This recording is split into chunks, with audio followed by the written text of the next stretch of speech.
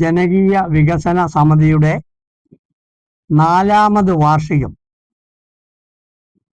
ഈ മാസം 29-ാം തീയതി, അതായത് നാളെ ഉച്ചയ്ക്ക് 1 മണിക്ക് ആരംഭിക്കുന്നതാണ്. ജനകീയ വികസന സമിതി നടക്കുന്നത് 1 മണിക്ക് പതാക ഉയർത്തലോട് കൂടിയാണ് ഇവിടുത്തെ വാർഷിക സമ്മേളനം ആരംഭിക്കുന്നത്.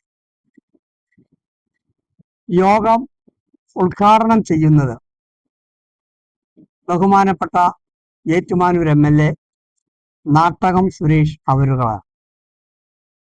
അതോടനുബന്ധിച്ച് വിവിധ കലാപരിപാടികളും നമ്മളിവിടെ നടത്തുന്നുണ്ട്. അത് നമ്മുടെ കോട്ടയം ജില്ലയിൽ PN പണിക്കർ ഫൗണ്ടേഷന്റെ ആഭിമുഖ്യത്തിൽ ഹൈസ്കൂൾ വിദ്യാർത്ഥികളുടെയും അതുപോലെ തന്നെ UP സ്കൂൾ വിദ്യാർത്ഥി കവിതാ മത്സരം ആരംഭിച്ചു. കൃത്യം 1:30 മണിക്ക് രജിസ്ട്രേഷൻ തുടങ്ങി 2 മണിക്ക് തന്നെ കവിതാ മത്സരം ആരംഭിച്ചു. അതിൽ വിജയികളായവർക്കുള്ള സമ്മാനദാനവും ഒക്കെ സമാപന സമ്മേളനത്തിൽ കൊടുക്കുന്നുണ്ട്. ഇതോടനുബന്ധിച്ച് പറയുവാനുള്ള ഒരു കാര്യം, 2022 ജനകീയ വികസന സമിതി ആരംഭിക്കുന്നത്.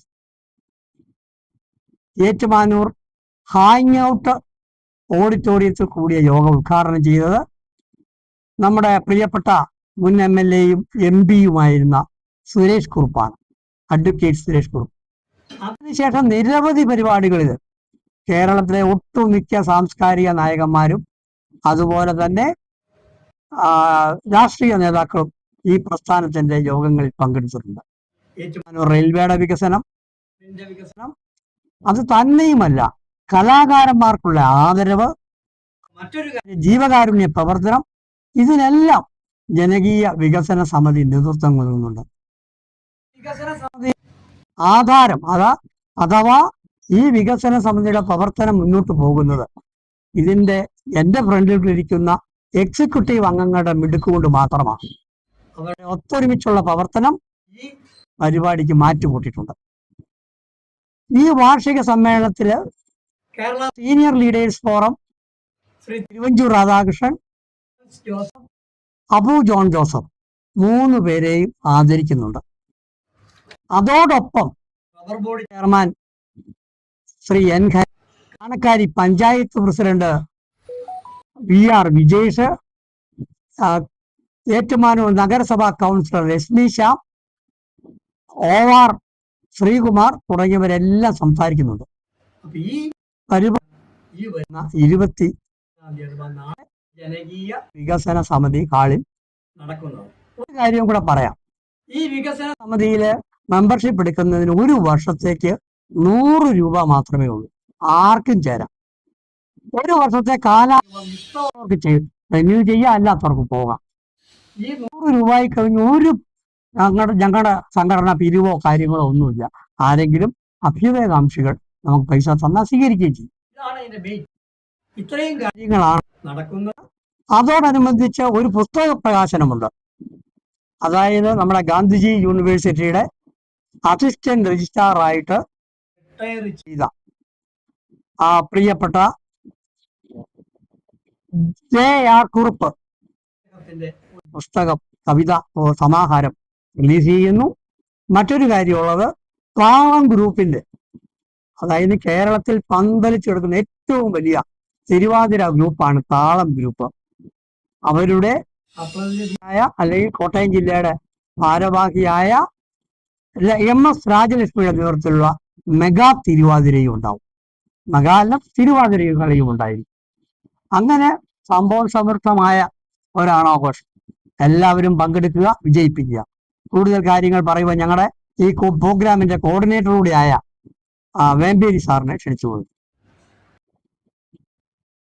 ജനകീയ വികസന സമിതിയുടെ 4ാം വാർഷികത്തെയും ഓണാഘോഷത്തെയൊക്കെ സംബന്ധിച്ച് പ്രസിഡന്റ് B. രാജീവ് അവറുകൾ ഇവിടെ സംസാരിക്കുകയുണ്ടായി.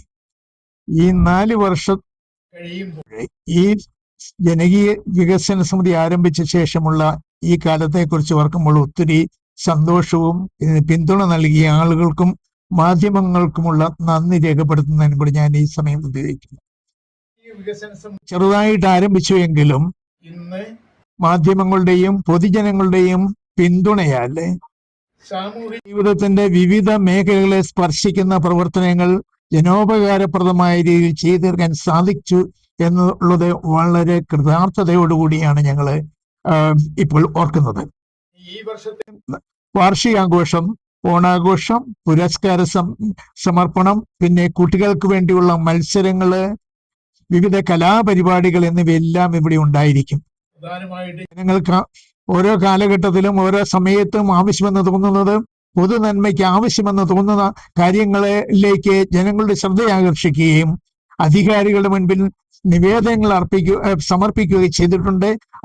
അതില് പലതിലും ക്രിയാത്മകമായ പ്രതികരണങ്ങൾ കാണുവാൻ സാധിച്ചു. ഇനിയും ജനങ്ങളുടെയും മാധ്യമങ്ങളുടെയും എല്ലാം പിന്തുണ ഞങ്ങൾ പ്രതീക്ഷിക്കുകയാണ്. അതുപോലെ തന്നെ ഞങ്ങളുടെ ജനകീയ വികസന സമിതിയുടെ പ്രവർത്തനങ്ങളിൽ ആകൃഷ്ടരാകുന്ന ഒത്തിരി ആളുകളുണ്ട്. അവർക്കൊക്കെ ഇത് അംഗത്വം എടുക്കുന്നതിനും കൂടെ സാധിക്കും. മറ്റൊരു കാര്യം ഇവിടെ പ്രധാനമായിട്ട് വർദ്ധിപ്പിക്കാനുള്ളത്, നമ്മുടെ കോട്ടയം ജില്ലയിൽ നിന്നും തെരഞ്ഞെടുത്ത ജനപ്രതിനിധിയെയും മന്ത്രിയെയും അതുപോലെ തന്നെ കോട്ടയം ജില്ല അല്ലെങ്കിൽ തന്നെ നമ്മുടെ ഗവൺമെന്റ് ചീഫ് വിപ്പിനെയും നമ്മളെ ആദരിക്കുവാനും കൂടി ഉദ്ദേശിക്കുന്നുണ്ട്. ഇതെല്ലാം നല്ലൊരു സന്ദേശം ജനങ്ങൾക്ക് നൽകുമെന്നുള്ളതിൽ ഞങ്ങൾക്ക് സംശയമില്ല. അതിന് എല്ലാവിധ പിന്തുണയും മാധ്യമങ്ങളുടെയും ജനങ്ങളുടെയും ഭാഗത്തുനിന്ന് ഉണ്ടാകുമാറാകണം എന്ന് അപേക്ഷിക്കുന്നു. ഒരു 2 വാക്ക്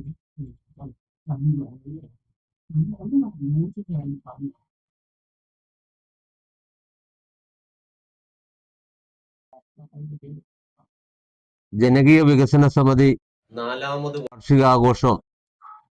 ആഘോഷമായ ഈ വേളയിൽ നമ്മള് കഴിഞ്ഞ 3 വർഷം കഴിഞ്ഞ് 4ാമത്തെ വർഷത്തിലേക്ക് കടക്കുന്ന ഈ സമയത്ത് നമ്മൾ വാർഷികാഘോഷം ഗംഭീരമായി ആഘോഷിക്കുകയാണ്. ജനകീയ വികസന സമിതിയെ നമ്മുടെ കോട്ടയം ജില്ലയിലെ ജനങ്ങൾ ശ്രദ്ധയോടുകൂടി വീക്ഷിക്കുന്ന ഒരു കാലഘട്ടമാണ്. ജനങ്ങളുടെ പ്രശ്നങ്ങളിൽ, നാടിന്റെ പ്രശ്നങ്ങളിൽ, വികസനത്തിന്റെ കാര്യങ്ങളിലൊക്കെ വളരെ ശ്രദ്ധയോടുകൂടി ജനകീയ വികസന സമിതി മുൻനിരയിൽ നിന്ന് പ്രവർത്തിക്കുന്നതിന്റെ ഭാഗമായി അംഗീകാരമാണ് ഇതുപോലെയുള്ള ആഘോഷങ്ങൾ നടക്കുവാനും നടത്തുവാനുമുള്ള ഊർജം. അപ്പൊ നമ്മൾ ഈ ആഘോഷ പരിപാടികളുടെ ഭാഗമായി നമ്മൾ കോട്ടയം ജില്ലയിൽ നിന്നുള്ള നമ്മുടെ ജനപ്രതിനിധികളെ നമ്മൾ ആദരിക്കുന്നുണ്ട്. നമ്മുടെ ബഹുമാനപ്പെട്ട തിരുവഞ്ചൂർ രാധാകൃഷ്ണൻ അവറുകൾ, തന്നെ നമ്മുടെ പ്രിയപ്പെട്ട മന്ത്രി, ജലവിഭവ വകുപ്പ് മന്ത്രി ശ്രീ മോൻസി ജോസഫിനെ ആദരിക്കുന്നുണ്ട്.